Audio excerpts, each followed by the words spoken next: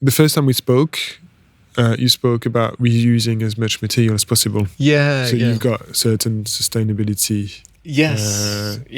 plan, and I presume those seats are reused. They're not brand new. Yeah. And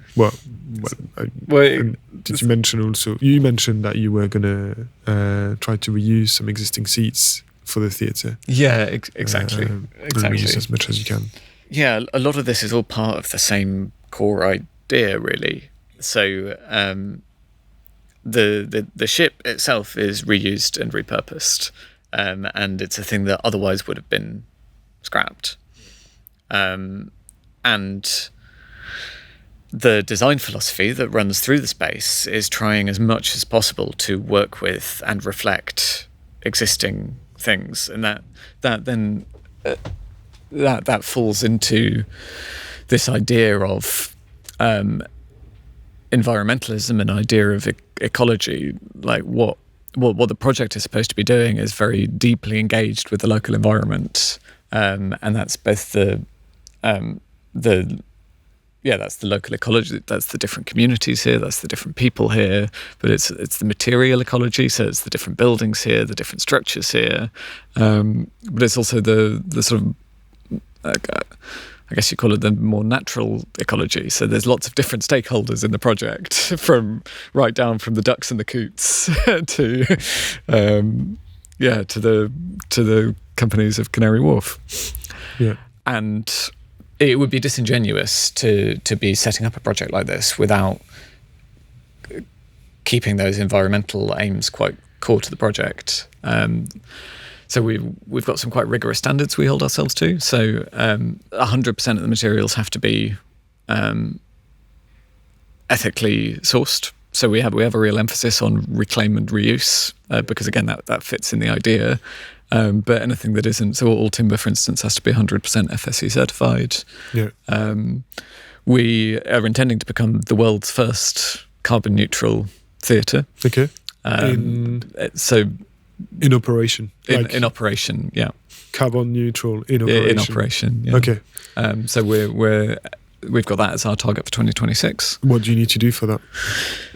So a lot of it is robust monitoring. So the reason it's set for 2026 is we need to have a really clear picture of our current carbon account and where it's in deficit and what we need to do differently. Yeah, there's again through the build phase, there's been so much that we've been able to do further, like using so many reclaimed materials. So 80% of the materials that we've used in the ship have been reclaimed. Okay. And then it's about sort of fuel selections. So we don't burn diesel. We use hydrogenated vegetable oil instead.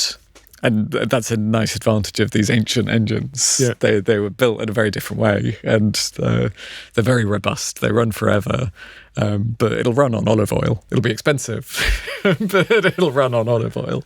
Well, I guess you could have a bank of collection for olive oil. Yeah, you've just got to filter the chips out of it first. Yeah. But you're not going to move it too much. No. So. But that should be okay on the. So it should be, but again, for our power consumption, for instance. Okay.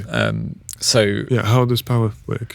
Yeah. Well, so we're quite lucky in Canary Wharf that Canary Wharf actually holds itself to very rigorous environmental standards too. Okay. So all of their energy is from renewable sources on the estate.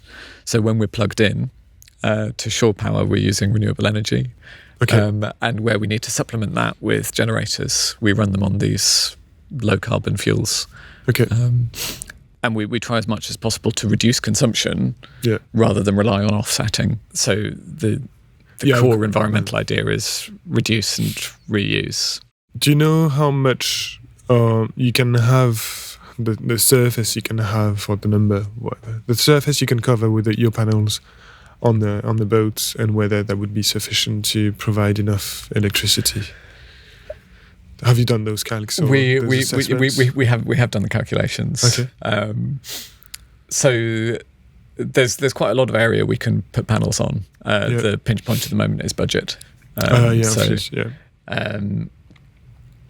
and then so it's a question of capacity storage. Yeah. So use pattern of electricity is quite irregular. Like when you've got everything running, when you've got the theatre lights up, when you've got a production and press, the electricity usage is actually quite high. Mm-hmm. But then the majority of the time, it takes very little. Yeah. Averaged over time, the solar panel array we can fit on the boat is more than adequate to supply all of the power for the vessel. The difficulty will be in the storage capacity and in the ability to access that storage quickly. You could have batteries? You can have batteries, but it's a lot of batteries. I think they're really expensive. They're expensive, and again, there are environmental considerations about just how much lithium you're going to want to use. So, and also because you would run events in the evening, so you would definitely need to store that electricity somewhere. Yeah, exactly. So it's something we've got in the pipeline, and it's something we're actively developing funding for. So we have an environmental budget written into every single grant application we do, and we put a percentage of each grant towards improving reducing the environmental footprint of the project. How about heating and cooling? Heating and cooling. Yeah. So we're really lucky in a resource that we've got here that lots of venues don't have, which is we're sitting in an enormous body of water, which is a giant thermal store. So we use water source heat pumps, which are like ground source heat pumps. But it makes sense. Yeah, I mean, you know the idea of a heat pump, right? You leverage a small temperature difference in a large body of fluid to make a large temperature difference in a small body of fluid. So it works like a fridge. Yeah. If the fridge heats up your room a tiny amount and cools down the inside of the fridge a lot, mm-hmm. It's exactly that idea. So I like the explanation. It's very well explained. Thank you. I mean, it works exactly like a fridge. It's got the same. It works on compressors. Yeah. Compressing a gas and it expanding. But so what we'll do is when we need to cool down the space, we will heat up the dock an infinitesimally small amount, like a fraction of a degree. And when we need to heat up the space, we will cool down the dock a fraction of a degree. And that's very energy efficient. Yeah. So a normal heater, an electric heater, is 100% efficient. So all of the energy you put into it ends up becoming heat in the space. A heat pump, a well-designed one, would be 500% efficient. So for every kilowatt you put into it, you end up with 5 kilowatts of heat in the space. And that's leveraging this ambient temperature. I'm very impressed how you're very knowledgeable in all those technical aspects. Oh, thank you. Yeah, you can detail quite well on heating and cooling regulations. How about insulation? Insulation? I know you know about insulation because you talked yesterday about the insulation in the other boat. Yeah, I did. So I think it's the nature of projects like this. It's the nature of boats, I think. Like, boats are self-contained systems.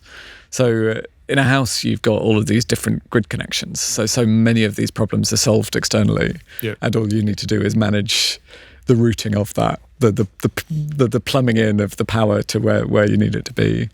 Whereas on ships, a lot of the time you're not connected to anything. You're bobbing out there in the middle of the ocean. And so everything you're using, you have to be familiar with how that's created on the ship.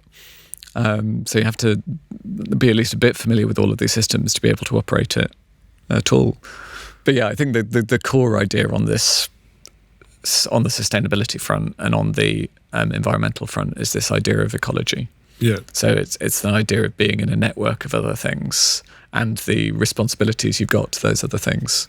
So the environmental agenda isn't some separated part of the project. It's not carved off as like, by the way, we also try and do environmental stuff.